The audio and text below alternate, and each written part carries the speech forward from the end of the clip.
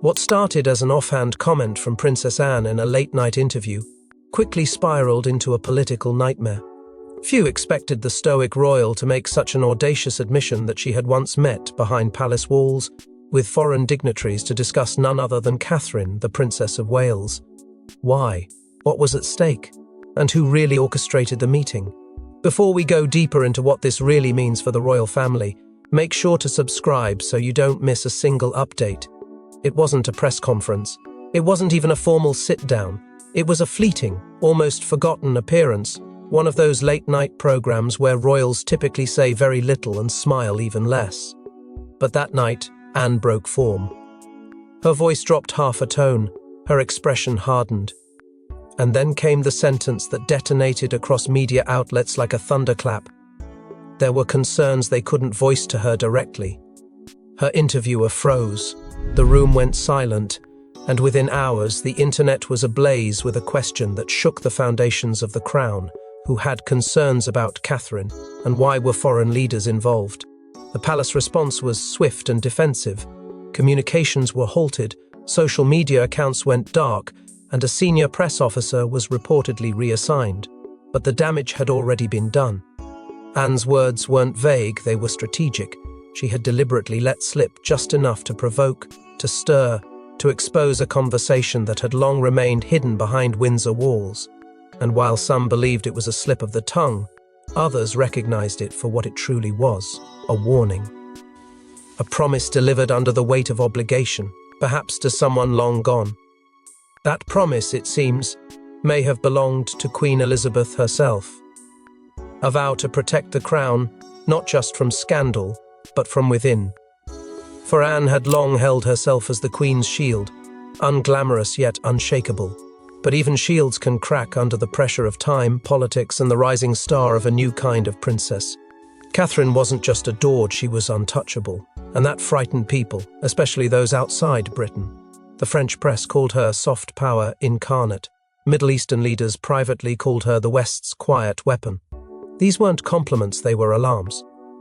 Which nations exactly sat across from Anne that day? That detail remains classified. But leaks suggest at least one Middle Eastern ally and a European power were present. Rumors swirled of discussions around influence, media control, even religious and cultural diplomacy. None of this was confirmed. But it didn't need to be. The mere idea that Anne, the Princess Royal, duty-bound and discreet, had participated in such a covert summit sent royal historians and intelligence analysts into a frenzy. Why would she agree? What was she trying to prevent? Or perhaps, who was she trying to protect? What's undeniable is that this wasn't some spontaneous act of betrayal. It was calculated. Born from years of silent observation, of watching Catherine rise from a royal consort into a global phenomenon. Anne wasn't jealous, she was scared. Scared of the institution unraveling from forces it could no longer control. And that fear? It had a name. A conversation, a meeting that had been buried, until now. But to understand the true gravity of Anne's confession, we need to go back to a time when Catherine's image was pristine and the palace was hiding more than just jewels. Catherine was never meant to hold this much influence, yet her magnetic presence, perfect public image, and soft power made her a global icon and an internal liability. Behind the glamour and tiaras, whispers grew louder. Foreign governments were watching, and not everyone in the royal house was pleased. From the moment she entered the royal orbit, Catherine played her part flawlessly. She smiled when expected, remained silent when needed, and slowly, meticulously built a reputation the monarchy could bank on. But what began as graceful support soon evolved into something far more formidable. Catherine wasn't just a duchess anymore. She was a force of nature, winning over global audiences with the ease of a seasoned diplomat and the precision of a strategist. Public affection became loyalty, and loyalty, unchecked, became power. That shift didn't go unnoticed, least of all by those who remembered what happened when Diana became bigger than the crown. Behind palace doors, it was no longer just about appearances. Catherine's visits abroad began raising eyebrows not because of what she did, but because of how others responded. World leaders rearranged their schedules to accommodate her. International press outlets gave her more coverage than reigning monarchs. Her words, though measured, began shaping policy conversations. She wasn't just representing the monarchy, she was influencing how it was perceived, especially in territories where the British legacy was fragile. To some, it looked like evolution, but to others, especially within the old guard, it looked like a warning sign. Then came the intelligence whispers, subtle at first, then too frequent to ignore. Sources noted her travel patterns were being tracked closely by foreign embassies, especially in countries where monarchy once ruled and was now only remembered. Catherine's humanitarian projects were drawing not just praise but scrutiny. Was she building genuine goodwill or forming quiet alliances? The notion seemed absurd until it wasn't.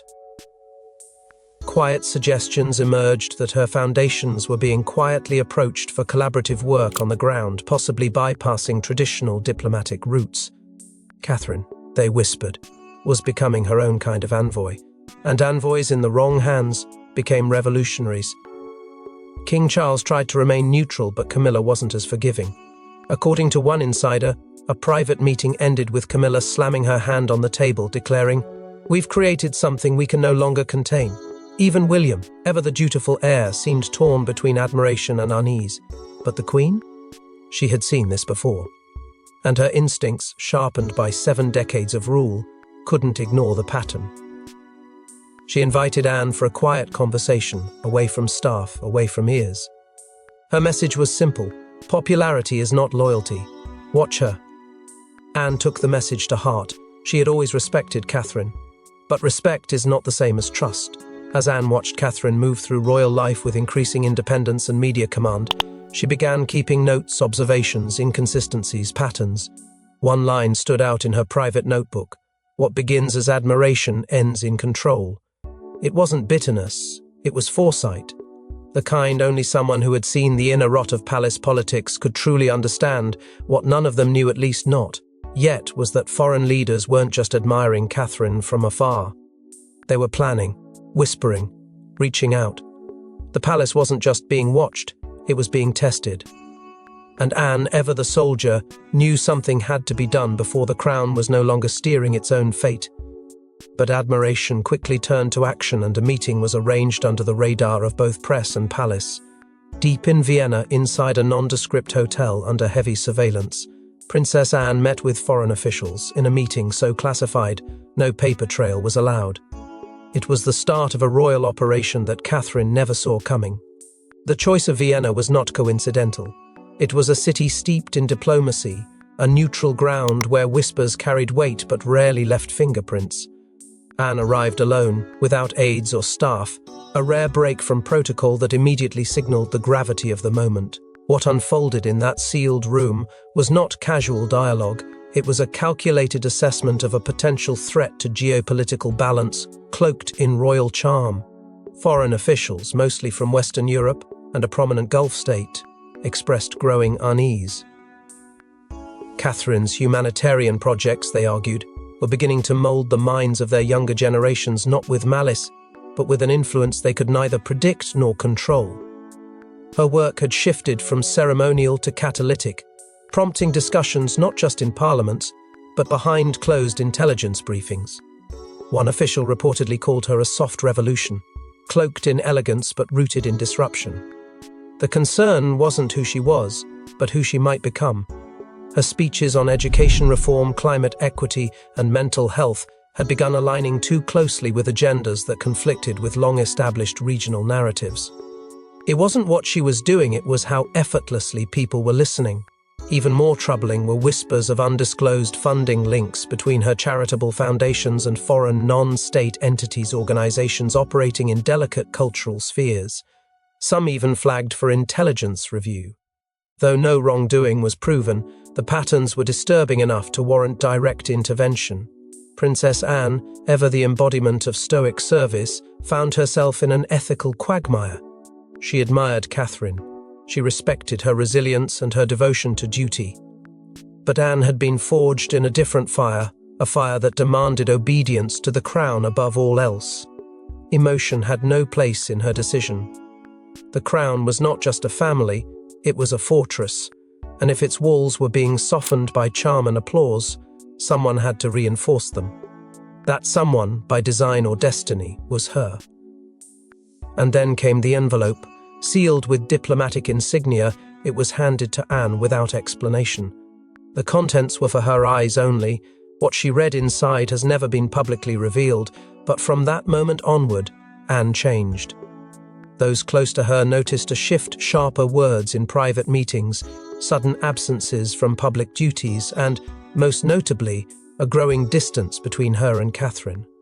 Whatever the envelope contained, it confirmed what she feared, that the influence Catherine wielded was no longer just symbolic, it was strategic. And it had to be addressed. This was not a coup, nor an exile. It was a counterbalance, a silent recalibration of power within the palace walls. Anne returned to London with a renewed sense of mission, not to dismantle Catherine, but to contain what she represented. She carried no weapons, no evidence, only the weight of knowing that history was repeating itself in a more elegant, modern form. And this time, she would not remain a passive witness. And yet the meeting didn't stay secret for long. Someone within the inner circle had started to talk, and Catherine wasn't oblivious. A single letter, misplaced during a palace reshuffle, ended up in Catherine's personal correspondence pile. She opened it casually, and everything she thought she knew about her in-laws shattered. It was supposed to be a routine review of thank you notes, briefing materials, and donor correspondence. But the moment Catherine's eyes scanned the words Vienna arrangement, her world shifted. The phrase meant nothing to most, but to her, it screamed of orchestration, secrecy, and betrayal. There was no official heading, no signature, just a few lines carefully coded and tucked among mundane correspondence. The mention of regional alignment and Princess R's discretion could only mean one thing. Princess Anne had been involved in something that extended far beyond family politics. And it was about her. Catherine's hands trembled. Her heart raced. Something had happened without her knowledge, and the entire institution had been in on it. She didn't confront Anne. Not yet. She went to William first, alone. In the quiet of their private quarters, she laid the letter on the table and asked a single question. "What is this?" William's face betrayed nothing at first, then a flicker, a flash of hesitation. But he shook his head. "I don't know," he insisted. His voice was firm, but his eyes avoided hers. That was all she needed. Trust cracked. Doubt flooded in. Not just about Anne or the palace, but about her own husband. Was he shielding her from something bigger? Or was he simply a pawn, like she had once been? The breakdown didn't come immediately. Catherine held herself together in public, poised, smiling, graceful. But behind closed doors, staff whispered of slammed doors, unreturned calls, and long nights spent pacing hallways. One palace aide described finding her curled up in the drawing room, letter in hand, whispering the word traitor to herself over and over. The betrayal wasn't just personal, it was institutional, and that realization unraveled her. Paranoia soon replaced confusion. Was Anne watching her? Had she planted someone within her inner circle? A rumor, once dismissed, now returned with new weight that a microphone had been hidden within Catherine's staff quarters under the guise of security upgrades. She questioned everyone. She moved meetings. She stopped using palace landlines altogether. What had once been a haven now felt like a trap. But Catherine was not one to crumble quietly.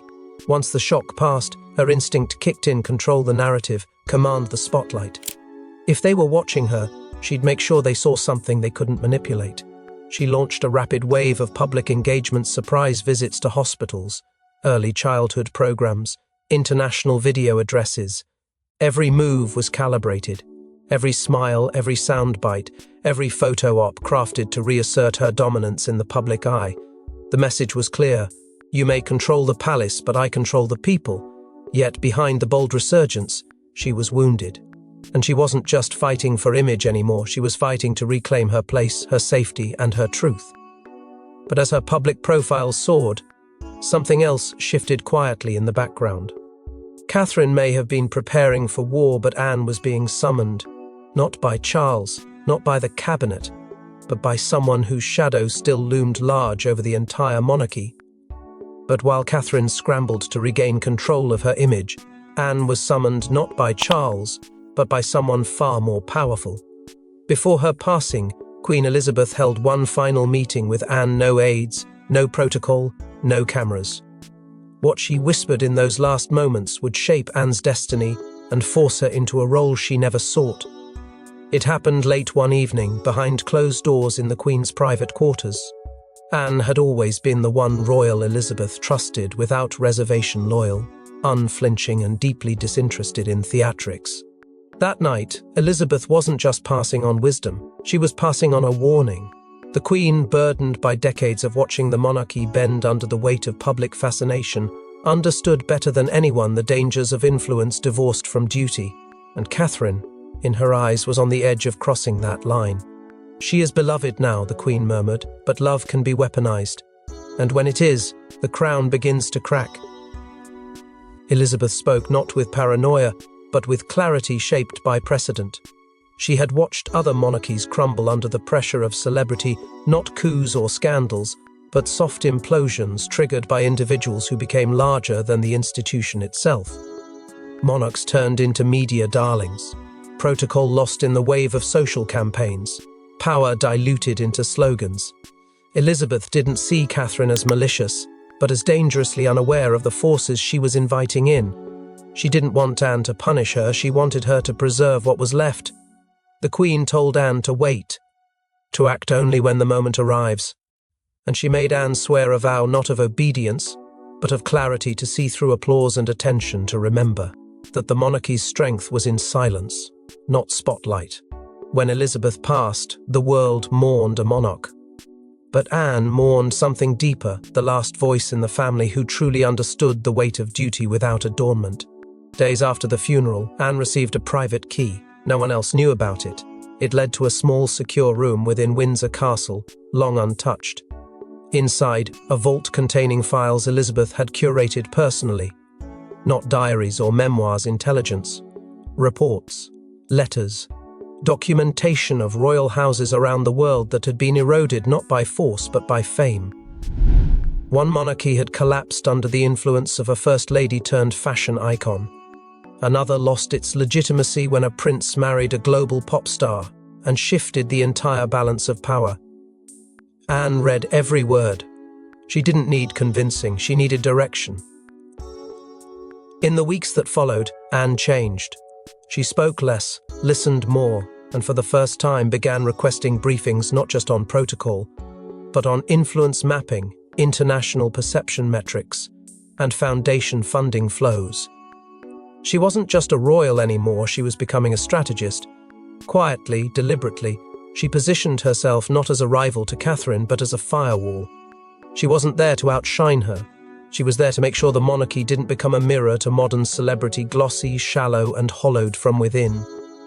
But the Queen's final words haunted her most of all. Anne had written them down that night and kept them folded in her pocket ever since. Don't let the crown become a brand. And that, more than any briefing or report, became her mission. It wasn't about love or loyalty anymore. It was about legacy. And so Princess Anne began moving quietly, not to attack but to isolate and contain. No public scandal, no dramatic exile, just silence. Catherine's initiatives started slowing. Her invitations declined, and Anne, always conveniently one step ahead. It was a royal takedown without leaving fingerprints. The dismantling of Catherine's influence didn't happen with a crown stripping or a front-page humiliation. It came like frost in the night, quietly, relentlessly. The budgets for her most celebrated projects were the first to shrink. A line removed here, a grant delayed there, until flagship programs like her Early Childhood Development Initiative found themselves gasping for operational air. No explanations, no official memos, just redirection. And all of it signed off by departments that answered, not to Catherine, but to Anne. Foreign tours that had once been greenlit with ease were suddenly under review. Weeks passed with no confirmations, then months. Diplomats who had once courted her visits began receiving conflicting guidance from within the palace. The silence was strategic. Catherine's calendar began to empty, her public engagements reduced to obligatory appearances. She was being edged out, not exiled, and therein lay the brilliance of Anne's strategy. It wasn't sabotage, it was suffocation. William, caught between duty and devotion, found himself paralyzed. His attempts to intervene were met with red tape or veiled warnings about operational priorities. He pushed back, but there were limits to how far he could go without igniting internal warfare. His silence, though reluctant, became complicity. And Catherine, for the first time in years, began to feel alone not in the public eye, but in her own home. Simultaneously, the media tide shifted, where once headlines celebrated Catherine's grace, her diplomacy, her modernity, a new narrative began to emerge, subtle critiques disguised as analysis. Was she overreaching? Had she become too political for a future queen? Meanwhile, Anne's profile rose. She was suddenly everywhere: commemorations, international events, state functions. The world began to see her not just as the Queen's daughter, but as a stabilizing force in a time of royal uncertainty. The contrast couldn't have been clearer. Behind the scenes, Catherine's strongest supporters, long-time donors and private benefactors, began to retreat. Quiet calls informed her team that funding would be paused, that priorities had changed. Some offered apologies, most offered nothing at all. Their reasoning? A strategic redirection influenced by whispers they never fully explained. What they didn't admit was that many had been approached with compelling alternatives backed by Anne and Camilla. Initiatives remarkably similar to Catherine's own, but repackaged under new banners and new names. In boardrooms behind palace walls, quiet deals were made. Catherine's causes didn't die. They were absorbed, redirected into the patronage of Camilla and others who never faced the same level of scrutiny. The public saw continuity, but Catherine saw theft. Her ideas, her legacy, her platform slowly being erased and replaced, and all of it done with surgical precision. Still, Anne didn't celebrate. This wasn't about victory, it was about restoration. The monarchy, in her eyes, had veered too far toward performance. She had merely pressed it back toward preservation. But just as she allowed herself a moment of stillness, a whisper arrived from beyond the palace walls, not from a rival, but from an unexpected force, with a bold idea and dangerous reach. But just as Anne thought she had restored balance, an unexpected ally came forward with a proposition too risky to ignore.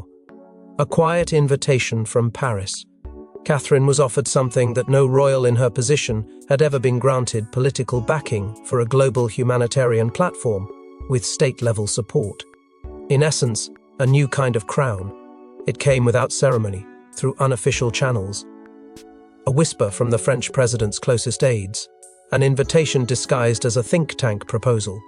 But its subtext was unmistakable. Paris was watching. And, unlike the palace, they didn't want to silence Catherine, they wanted to amplify her. France had always admired the way she moved through the world, delicate, diplomatic, yet undeniably powerful.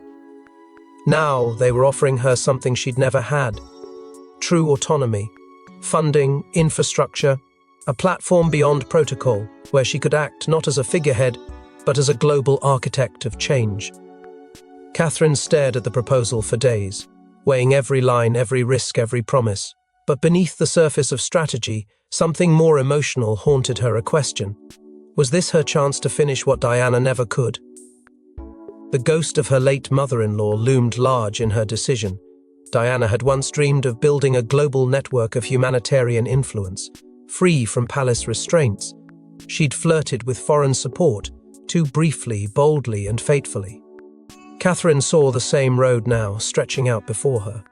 But unlike Diana, she had structure, she had trust, she had nations willing to bet on her as more than just a princess. And with every snub from the palace, every silent attack orchestrated by Anne, the idea became less dangerous and more liberating. William, however, saw the peril instantly. He knew what foreign backing meant: media storms, diplomatic strain, questions of allegiance. If Catherine accepted, it would trigger a geopolitical firestorm that no palace strategy could contain. He begged her to reconsider, not because he doubted her, but because he feared the storm that would follow. But Catherine had been made to feel like a threat for far too long. And when someone is punished simply for being powerful, they stop asking for permission. The palace caught wind of the offer before Catherine ever responded. A digital intercept. A flagged message buried in a diplomatic report. When Anne read it, she went cold. The idea of a British royal being courted for an international leadership role with state-level endorsement was more than a threat. It was treason by optics. If Catherine aligned herself with a foreign government, she wouldn't need the monarchy anymore. And worse, the people might not need it either. Anne acted quickly. Meetings were called, internal assessments drafted, pressure was placed on foreign diplomats to retract informal offers. But nothing stopped Catherine. Not even the Queen's memory could restrain her now. When Anne confronted her, desperate to reel her back, Catherine's response was chilling, calm, precise, inevitable. "If the palace won't protect me," she said, "someone else will." That was the moment Anne realized the war was no longer internal. It had spilled onto the world stage. And Catherine, once seen as the perfect royal wife, had become something much more dangerous, an idea no one could control. Now, with power shifting and stakes rising, Anne had to make a choice, reveal the truth, or lose the war of perception. Anne stepped onto the stage, not with fury but with finality. In a globally televised appearance, she confirmed the one thing no royal ever had: secret meetings with foreign powers about a fellow royal. The world stopped and the monarchy trembled. For decades, Anne had been the embodiment of silent strength, unwavering, loyal, and removed from the games of media. But in a single appearance that lasted less than 10 minutes, she shattered a code older than the throne itself. Facing the cameras with the same composure that had once disarmed heads of state, she said the words no one expected to hear.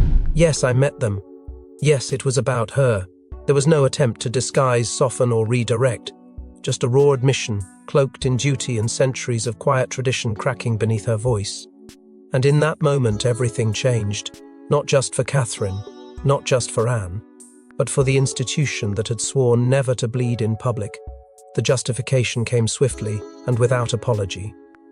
To protect the crown, not to destroy a woman. That sentence echoed across every major news outlet, replayed again and again like a funeral bell tolling for an old world order. Some called it bravery, others called it betrayal. But Anne wasn't asking for permission. She was delivering a reckoning, one born not from vengeance, but from a burden inherited in silence and carried alone for far too long. Inside palace walls, chaos erupted. William and Catherine watched in disbelief, their response not rage but silence, cold, piercing and calculated. It wasn't just a personal betrayal, it was public exposure, the very thing they had both fought so hard to avoid. William reportedly stormed out of the briefing room, refusing to engage with staff. Catherine, by contrast, remained eerily still, her eyes locked on the screen long after the broadcast ended. No tears, no screams. Just a deep, growing awareness that this was no longer a feud, it was a fracture. Charles and Camilla were blindsided. The king had been briefed on rising tensions, but not on Anne's decision to go public. His fury was real but futile. It was already done. Camilla, who had quietly supported Anne's cautious distancing of Catherine, now found herself caught in a backlash she never anticipated. The press, once neatly split along royal factions, turned unpredictable. Tabloids erupted with competing headlines: Anne the loyalist versus Anne the assassin. Opinion pieces asked whether monarchy had any place left in a world where its members made war with microphones instead of letters patent. But it wasn't just headlines and hashtags. Diplomats began calling. Embassies requested clarification. Was Catherine being discredited? Was she still a working royal? And more dangerously, were other royals being watched as well?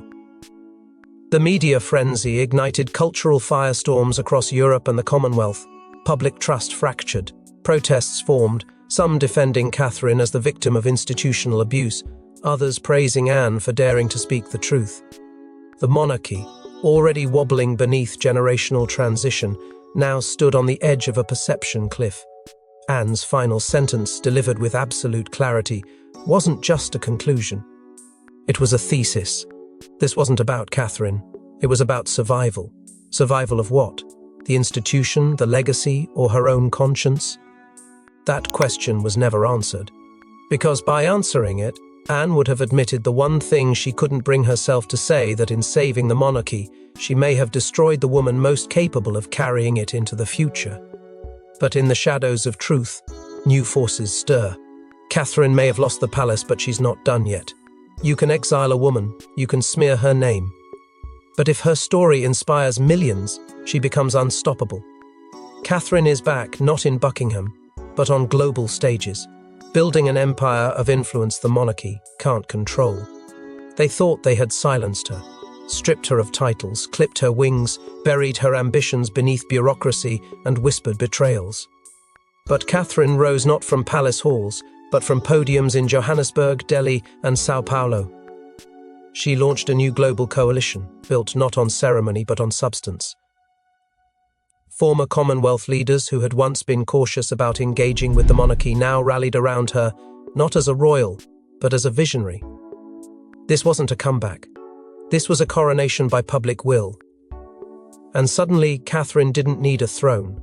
She had something far more powerful, the world's attention. The United Nations took notice. So did the African Union. Within months, Catherine spearheaded a joint initiative addressing maternal health, education access, and post-conflict recovery programs across the global south. Funding poured in, not from royal trusts, but from governments, private philanthropies, and even rival states that once saw her as a British figurehead. Now, she was something else entirely, a transnational icon. Her speeches no longer opened with royal pleasantries, but with calls to action.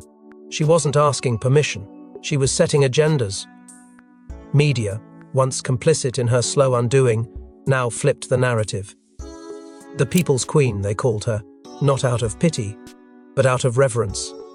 Headlines painted her as the woman the monarchy had cast aside in fear, only to watch her rise as a queen without borders. Documentary crews followed her. Global magazines put her on their covers not as a fashion symbol, but as a global changemaker, and with every microphone placed before her, Catherine reclaimed a little more of the dignity they had tried to erase. But power, even earned power, comes at a cost.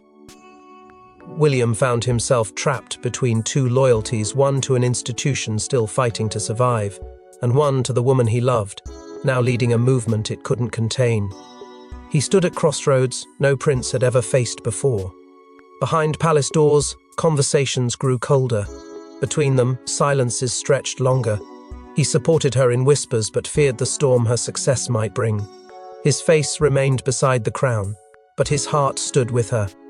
And that fracture, quiet yet widening, left him exposed to forces neither of them could predict.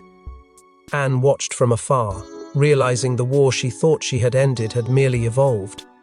This wasn't about protecting the crown anymore. It was about redefining its very meaning. Catherine had become a symbol of resistance, of reinvention, of relevance. Anne had tried to contain her. Now she could only bear witness.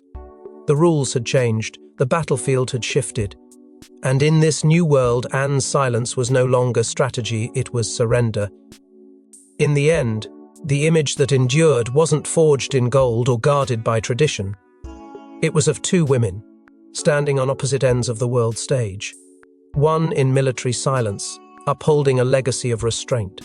The other, commanding crowds, rewriting what royalty could mean in the modern world.